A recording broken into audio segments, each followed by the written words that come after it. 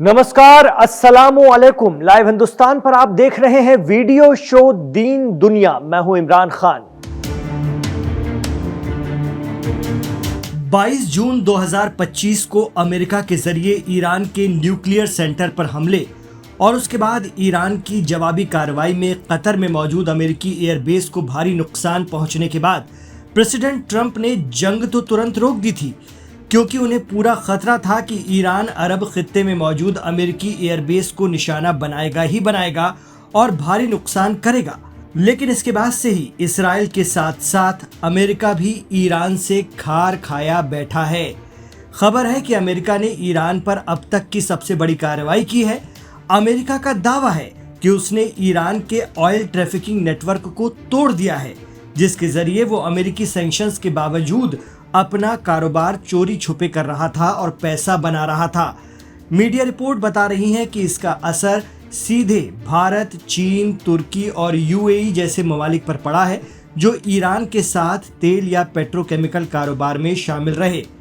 America ने Iran के shipping और तेल तस्करी नेटवर्क पर कार्रवाई करते हुए 15 शिपिंग कंपनियों, 52 जहाजों, 12 लोगों और 53 तंजीमों को बैन कर दिया है। अब अमेरिका का ये इल्जाम है कि ये नेटवर्क ईरान के तेल और पेट्रोकेमिकल को इंटरनेशनल मार्केट में छुपाकर बेचता है और इससे होने वाली कमाई से ईरान अपने न्यूक्लियर प्रोग्राम, बैलिस्टिक मिसाइल के काम और अपनी प्रॉक्सी तंजीमों को फंड करता है। अमेरिका का ये भी दावा है कि ईरान के ये नेटवर्क मोहम्मद हुसैन शमखानी के कंट्रोल में है, जो ईरान के सुप्रीम लीडर या रहबर मुअज्जम आयतुल्ला अली खामनेई के करीबी सलाहकार अली शमखानी के बेटे हैं। Aim right, achieve big. At KR Mangalam University, we provide you the platform to turn your dreams into reality. At KR Mangalam University. America ने जिन shipping कंपनियों पर इल्जामात कर बैन लगाया है, उनमें 6 भारतीय कंपनियां भी शामिल हैं। अमेरिका की फॉरेन मिनिस्ट्री कह रही है कि इन कंपनियों ने 2024 में ईरान से 1000 करोड़ रुपए से ज्यादा का सामान यूएई के रास्ते मंगवाया। ये पूरा शिपिंग और फंडिंग नेटवर्क यूएई, भारत, तुर्की, चीन, सिंगापुर, इंडोनेशिया, रूस, स्विट्जरलैंड समेत 17 मुल्कों में फैला हुआ है। अमेरिका की माने तो ये मुल्क या तो ईरान के तेल को खरीद रहे थे या फिर शिपिंग और भुगतान में उसकी मदद कर रहे थे। ये तो हो गए अमेरिका के आरोप और कार्रवाई, लेकिन कहा जाता है कि बावजूद इसके ईरान अपना तेल कारोबार दुनिया के साथ बदस्तूर अंजाम दे रहा है और दुनिया के कई मुल्क जिनकी आबादी ज्यादा है, तेल जरूरत ज्यादा है, ईरान के सस्ते तेल का फायदा उठाते हैं और अमेरिकी सैंक्शंस को दरकिनार कर ये कारोबार बरसों से कर रहे हैं, क्योंकि ईरान पर अमेरिकी सैंक्शंस आज के नहीं बल्कि बरसों पुराने हैं। एक्सपर्ट कहते हैं कि चाहे कितने भी प्रतिबंध लग जाएं, लेकिन ईरान अमेरिका के आगे नहीं झुकेगा, कभी नहीं झुकेगा। जब भी बात होगी बराबरी पर होगी। दबाव, धमकी और सैंक्शंस ईरान का कुछ नहीं बिगाड़ सकते। ईरान मिडिल ईस्ट में तैनात अपनी हिमायती तंजीमों, जिन्हें मगरबी मीडिया प्रॉक्सी कहता है, उन्हें मुकावमत या रेजिस्टेंस के लिए हर तरह की मदद देगा और कोई उसे रोक नहीं सकता। ये बात ईरान के supreme leader ayatollah Ali Khamenei अक्सर अपने खिताब में कहते रहे हैं। ये बातें नहीं हैं, सच्चाई है, बहुत बड़ी सच्चाई। और ये आजकल की बात भी नहीं है, बल्कि पूरे 46 साल की तारीख है। इस्लामिक रिपब्लिक ऑफ ईरान ने कैसे दुनिया भर के प्रतिबंधों के बीच खुद को ताकतवर बनाए रखा, बचाए रखा और मौजूदा दौर में अगर हम देखें तो गजा के लिए, मस्जिद अक्सा के लिए वो 2 बार इसराइल पर सीधा हमलावर है और 13 जून को इसराइल के हमले के बाद ईरान उस पर जबरदस्त पलटवार कर चुका है। लेकिन सवाल उठता है कि आखिर दुनिया भर की रोक, बैरियर, पकड़ और बायकॉट के बावजूद खुद को कैसे बचा पाता है ईरान कि एक मुल्क के तौर पर वो माशी या आर्थिक तौर पर भी मजबूत रहे और जंग के मैदान में भी अपना गलबा कायम रखे। ईरान के पास ऐसी कौन सी जादू की छड़ी है जो उसे दुनिया से मिटने नहीं देती? वो कौन सी तकनीक है जिससे ये मुल्क तमाम मुसीबतों से उबर कर ताकतवर बनता चला जाता है? ये बातें अक्सर जहन में आती हैं। कहते हैं हिम्मत मर्दा तो मदद खुदा।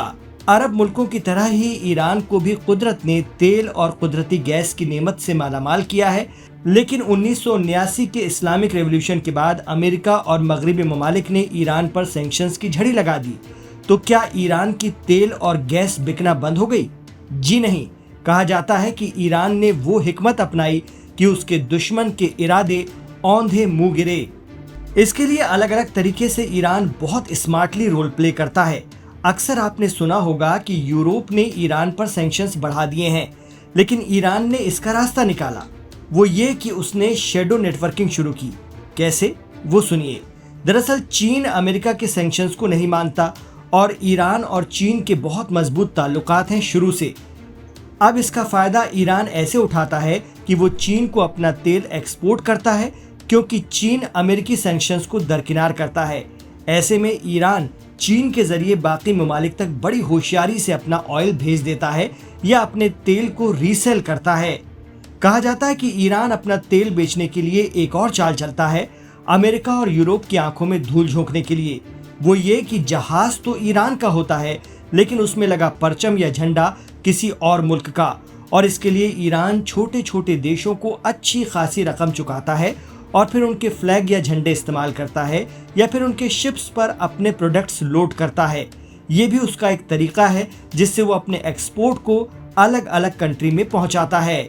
बहुत बार ये देखा गया है कि पूरी दुनिया में ऑयल की जो प्राइस चल रही होती है, ईरान उसकी आधी कीमत या आधी से भी कम कीमत पर अपना ऑयल एक्सपोर्ट कर देता है।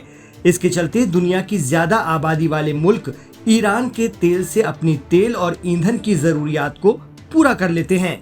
खास बात यह भी है कि अमेरिका मुखालिफ रूस और चीन ईरान के पक्के दोस्त हैं। खासतौर से चीन, जो दुनिया में ऐसे मुल्कों को ढूंढता है जिनके साथ मिलकर वो यूएस को काउंटर कर सके।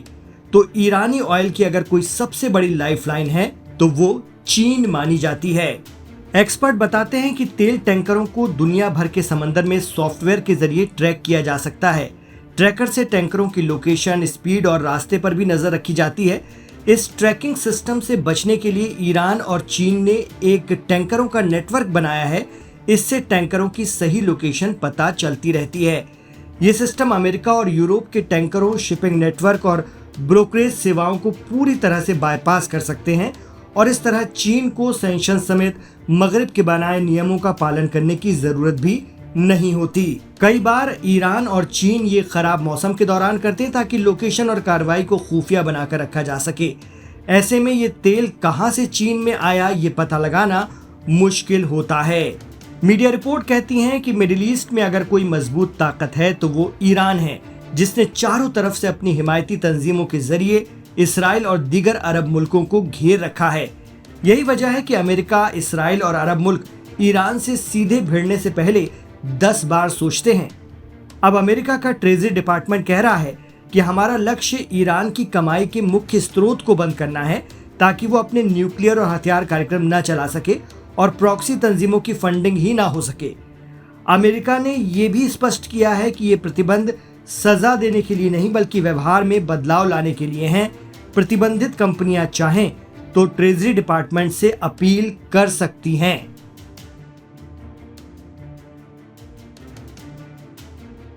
लाइव हिंदुस्तान पर दीन दुनिया शो में इमरान खान के साथ आखिर तक कनेक्ट रहने के लिए आपका बहुत शुक्रिया।